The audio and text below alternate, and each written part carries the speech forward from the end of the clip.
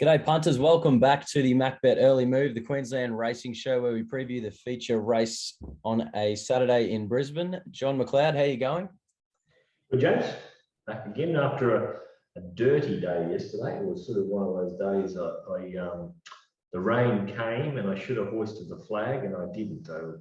We found a couple of horses that I wanted to back, but they just didn't perform. So anyway, we're back to Ipswich tomorrow, which is going to be, I like Ipswich at the moment, coming to the right part of the track. You just got to find that horse and back to Eagle Farm on Saturday. For sure. And we're definitely sort of just bleeding a little bit in the last sort of week. We sort of dropped 7 units at 17%, down 23 units for the month of August, and just trimmed back to just 13.8% profit on turnover for the year. So just coming back a little bit, flattening the curve, Yeah. some might say. Yeah, it's disappointing. It's sort of, we just got to but we haven't been on the road. We haven't found the winners sort of thing. Like Pepe Le Few last Saturday would have been a really big result for us.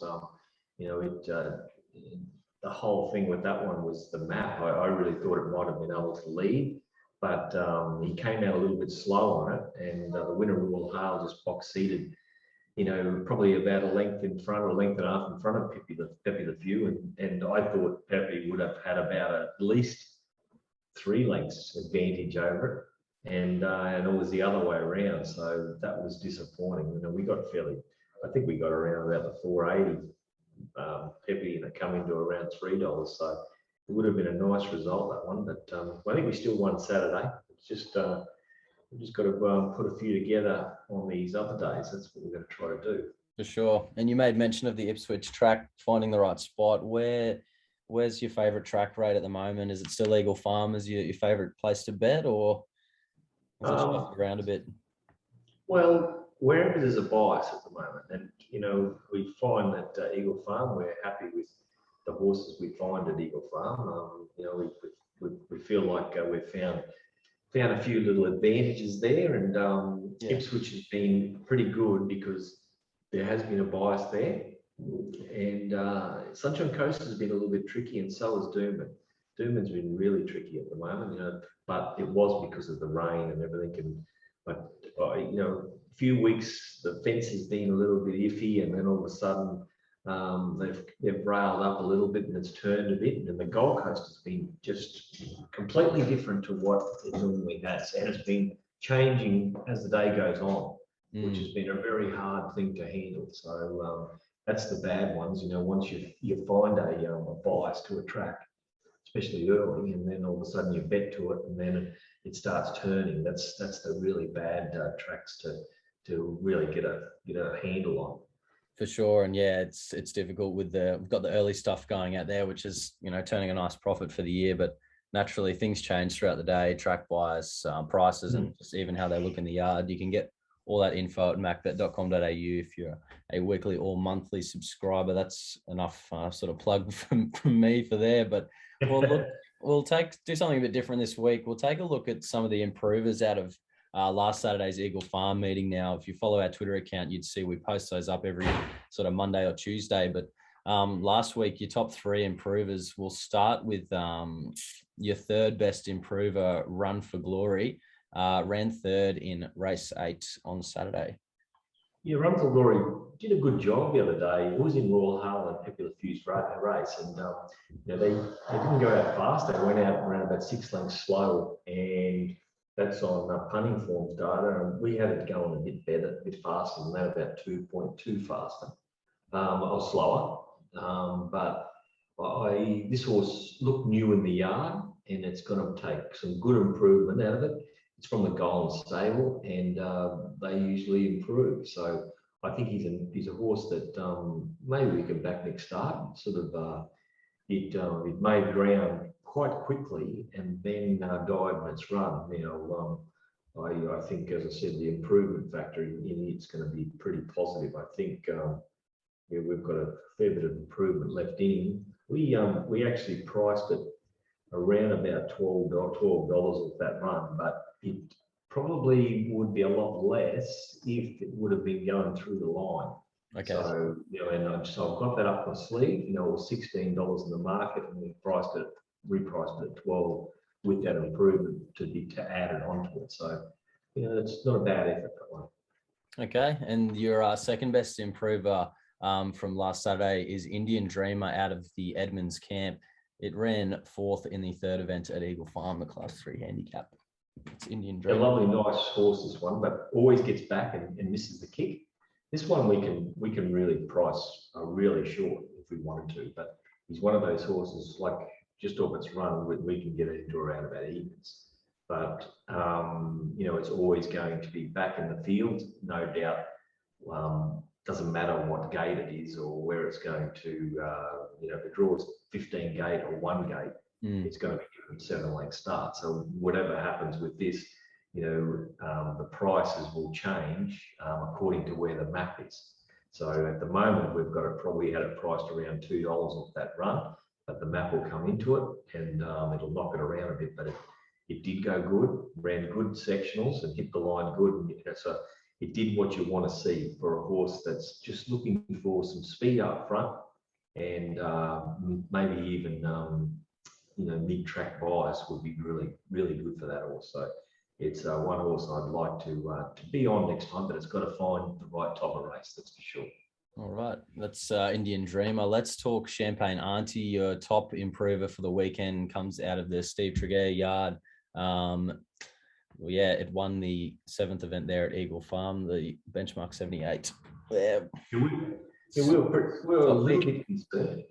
Sorry, mate. We were a little bit concerned with this horse, whether it could, whether you could trust its run the other day before this run, when it was 3 wide and still won, and it did a really good job. I was sort of thinking, was it the class of horse around it wasn't as good as 78 benchmark as what normally there is, but it finished up being not a bad form race. Predictable Miss come out, has gone okay in this race as well, out of that race, and this horse just made really good improvement. I think it's on our figures, it's improved around about nearly 4 lengths off that run. Yeah, and we were concerned that it was maybe a touch high. So it actually has gone jump and then another jump. So it's a nice progression for this horse to see something like this. Tregear horses can do it. It's an amazing sort of thing what his horses are doing.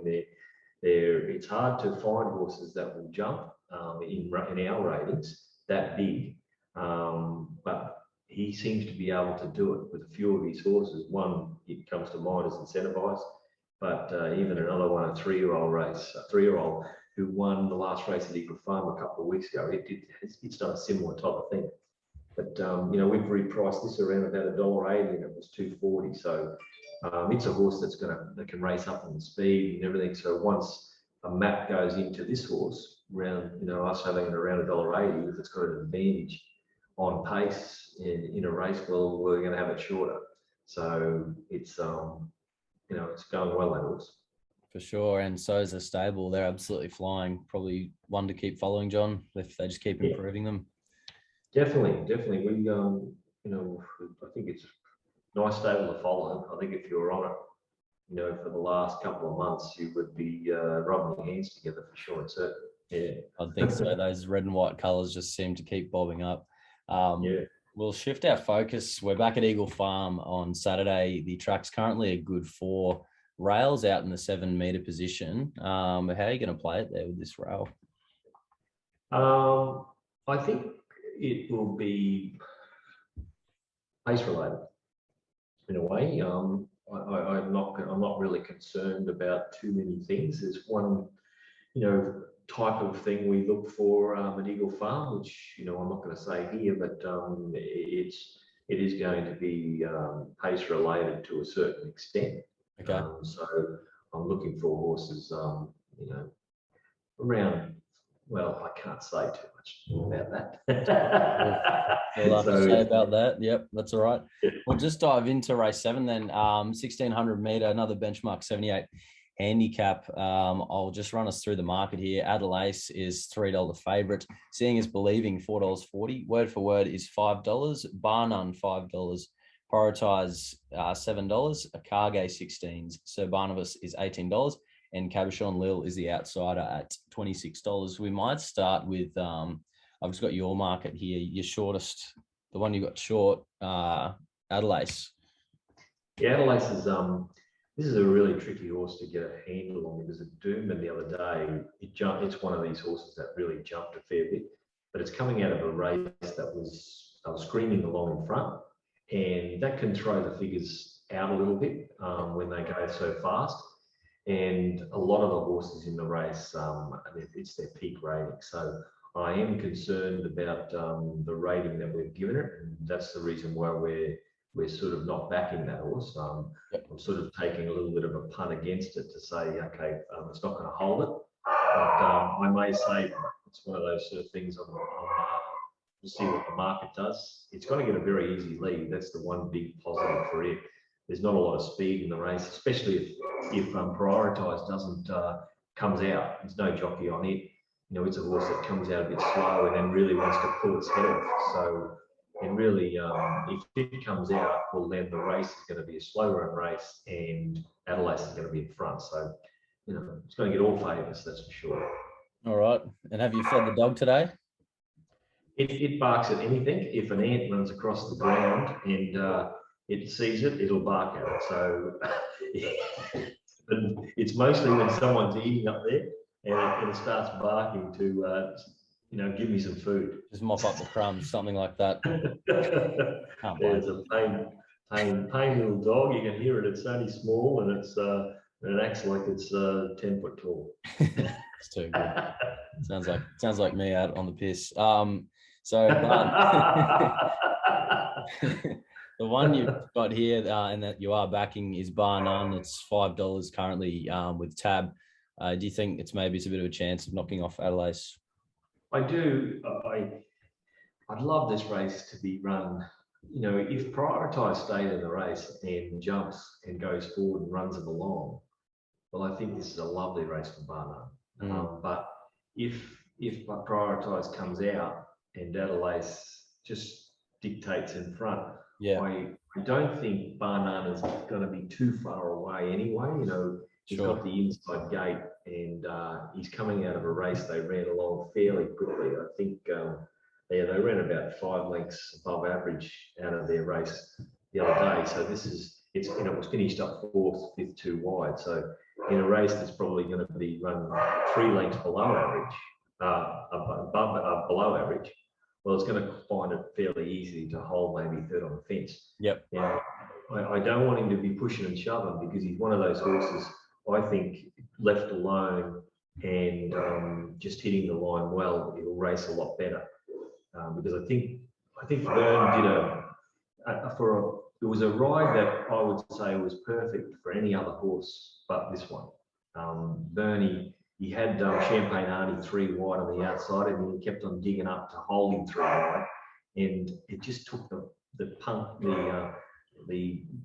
sprint out of Bar None. Yep. But he under normal circumstances, you're getting the favourite beat, so you're the second pick in the race, so you're a big hope. Yeah. But this horse just didn't handle it. Needs it. And so if he's ridden a little bit more quieter, or not pushing and shoving and stop starting, I think he's the right horse, this one. He's going to be hard to beat, and he's around the $5 mark, which is about what he was the other day in a stronger, probably a stronger race, because Champagne Auntie did win that one. It's come out by 6 next start.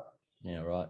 And the other couple on the market, Seeing is Believing and Word for Word, could they possibly shake up those 2 top picks by any chance? Seeing Believing, no. He's 2-1 pace for me. He's 460 in the market. That's I'm way above that. I've got a lot longer than that, so I'm keen to bet against it. And Word for Word, I'm just, I don't know what to think about it. I thought his run was all right the other day at the midweeks. It was a slowly run race, and it ran on probably the best. But whether those horses in that race could beat these, I'm not so sure. So it's my 3rd pick probably. Okay. But We've like had a good look at the sort of the top four in the market. So as far as an early move goes, I'd say you're probably leaning towards Barnum at this stage. yeah, yeah. I'll be throwing something on Barnum. You know, just I don't know when, but I'll be back in it. And we've got it. We're going to have it around the 350 mark, so it's not too bad. Odds at 480, and we can only get to Adelaide longer, which is going to shorten up Barnum. So And if we see prioritize out of the race, you still think Barnum can sort of posse up and still be pretty hard to beat? I do. I just think he'll finish up third on the fence pretty much no matter what, you know, even if he's ridden sort of quiet, I think, you know, unless he comes out strangling and letting him go and then go back in the field, well, then he can't win. Then Adelaide should win. It'll be, you know, leading and just rolling along at its own leisure. And, you know, it'll be too good for him. But I think if Marnie can just jump on the back of Adelaide and stay there, I think he'll sprint quicker than Adelaide's. All right. Well, John, thanks for previewing race 7 at Eagle Farm this weekend. Good luck tomorrow at Ippy. Good luck at Eagle Farm, and the other boys, Brody and Brad. Good luck to them at the Goldie. Yep, there'll be bets aplenty everywhere. It's sort of hard to keep up at the moment with the Sydney stuff and the Gold Coast stuff down the coast, and then Brisbane in town on Saturday. So just got to keep your ears to the phone and ready to bet, and the bullets in the gun ready to go. Keep the bullets in the chamber. Get ready to fire. Very good. All right. Thanks, John. Thanks, guys, for watching. Cheers. All right. See you guys. Thanks, James.